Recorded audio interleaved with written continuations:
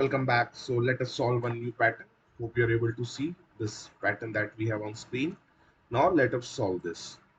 So firstly, you can see it is again an inverted triangle pattern, and let me just go on with the coding.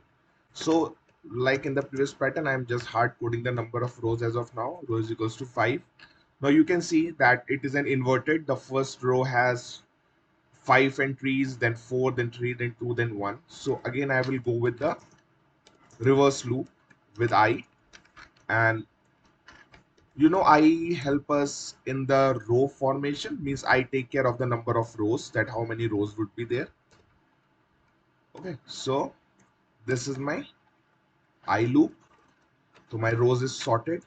Now I am taking a variable which is num, and I am initializing it with I am doing that so because I will keep printing I now, and I should be fixed at a particular place. Means see, the first row has only 5 in it.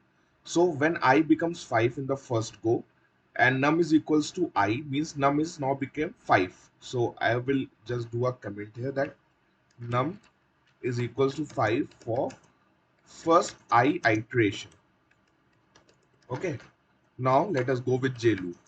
For J, take care of the printing and the column. For J in range, how many columns do you need in the first row? 5. Okay. So that means you will start with 0 and go till I. Because when I is equals to 5, you need 5. So 0 to I will print 5 for the first loop. When I becomes 4, then 0 to 4 will print again 4 columns, and likewise. And what you have to print here, you will have to print num. And that's why I was storing the value of I in num, just to make it constant for every I loop.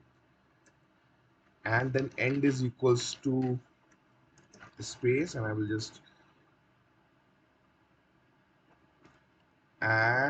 just to come out of this loop and change the line. Okay, now I have my coding done, and I will just give it a run and see if it's printing or not. Oh, okay, sorry, I forgot to remove this because it is taking this also as a coding thing. So run, and see, I've got my output.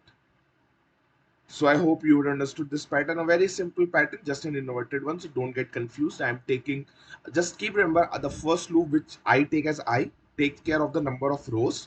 The second loop take care of the number of columns. So every time the loop will run from 0 to I. When I is equals to 5, so the J becomes 0 to 5. That means 5 time printing. When I becomes 4, because it is going in reverse, then J becomes 0 to 4, means 4 printing. Then 3, then 2, then 1.